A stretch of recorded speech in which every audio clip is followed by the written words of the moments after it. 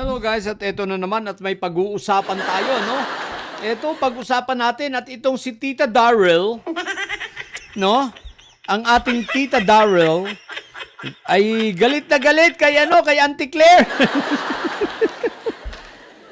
Galit na galit at high blood kasi nga dahil sa sinabi ni Attorney Claire na may mga guro no na hindi marunong magdisiplina ng kanilang mga anak. Yun kaya yun parang yun kaya ito ay galit na galit. Syempre, na-misinterpret na naman ni Tita Darrell, no? Ayan na high blood at ito ang kanyang sinabi. Okay, pag-usapan natin. Oh, sige. Ito ang sabi niya, no? Ano ba 'yan? O yan. Ang sabi niya, ang tatay at nanay ko ay parehas retired public school teacher. Kaya naman, alam nyo na yan, Claire Castro. Galit na galit si Tita Darrell Yap. Okay, eto ha. Ang sabi ni Darrell Yap, ang kanya daw nanay at tatay ay parehas teacher, parehas guro, di ba? Pero sa totoo lang guys, sa sinabing ito ni Darrell Yap, ako ay natutuwa. O baka naman magalit kayo. Mag-isip kayo kung bakit sa sinabi niyang ito na minura pa niya si Auntie Claire dito natuwa ako. Okay, ipapaliwanag ko kung bakit bago kayo magalit ha. Guys, natuwa ako sa sinabi niyang ito. Bakit? Dahil nang murahin niya dito sa salita niyang ito, lumalabas na tama nga si Auntie Claire natin.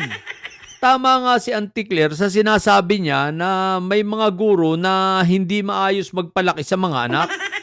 Diba na may mga guro na wala sa ayos. Bagamat hindi lahat, ako'y naniniwala na mas lamang ang mga guro dahil marami akong kakilala, marami akong kamag-anak, mga pinsan na mga teacher din at malaking respeto ko doon sa mga teacher ko, no. Lalo na nung mga elementary days. Nako, love na love ko yung mga teacher ko noon. Ibig ko lang sabihin, guys, maayos yung mga kakilala kong teacher, maayos naman. Pero meron man naman siguro talagang ilan. At totoo, tama. Katunayan, ito ay pinatotohanan nitong si Darrell Yap. Kita nyo?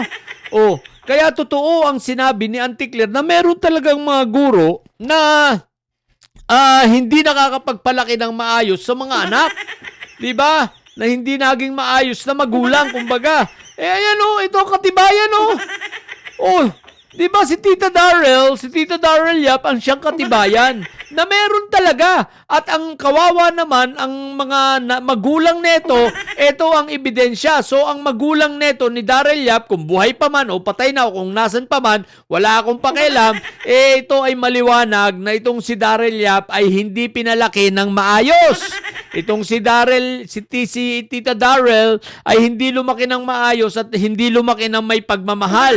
Mukhang lumaki ito ng kulang sa kalinga. Tita Darrell! Anyari sa'yo, Tita Darrell? Ayan minumura si Auntie Claire. Tama ba naman yan? Post mo pa sa social media? Di ba? Yung pagmumura mo. Di ba nga, kitang-kita talaga. Kitang-kita talagang sablay si Tita Darrell. At kitang-kita na talagang totoo ang sinabi ni Yusi Claire na talagang meron talagang mga guro na hindi maayos ang pagpapalaki sa mga anak. At ito na ang ebidensya. Ibig sabihin, yung nanay nito at yung tatay nito na parehong guro ay parehong sablay. Maliwanag, di ba? Hindi marunong ng hindi marunong ng hindi naturuan ng GMRC tsaka ng values. Di ba? Kaya yung kung sino man ang magulang nito, teacher pa naman, sablay. Bilib tuloy ako rito kay Tita Darrell. At least, Tita Darrell, good job, Kasi pinatunayan mo na totoo at tama ang sinasabi ni Auntie Claire. Diba? At ayan na ang ebidensya, maliwanag pa sa sikat ng araw, Talagang ikaw ang katunayan, ikaw ang isang halimbawa ng isang anak ng mga guro na walang kakwenta-kwenta. Isang anak ng mga guro na walang kabuhay-buhay, walang disiplina, di ba? O, ikaw yan, wala nang iba. Isipin mo ha, yan pagmumura mong yan. Anak ka pa naman ng teacher, nagmumura kang ganyan, huwag ka ganyan. Tatanga-tanga talaga to si Tita Darrell, no? Anak ka pa naman din ng teacher na inayupa ka, di ba? Huwag kang ganyan. Di ba? Nakakaya, ang kahiyahiya tuloy yung mga magulang mo.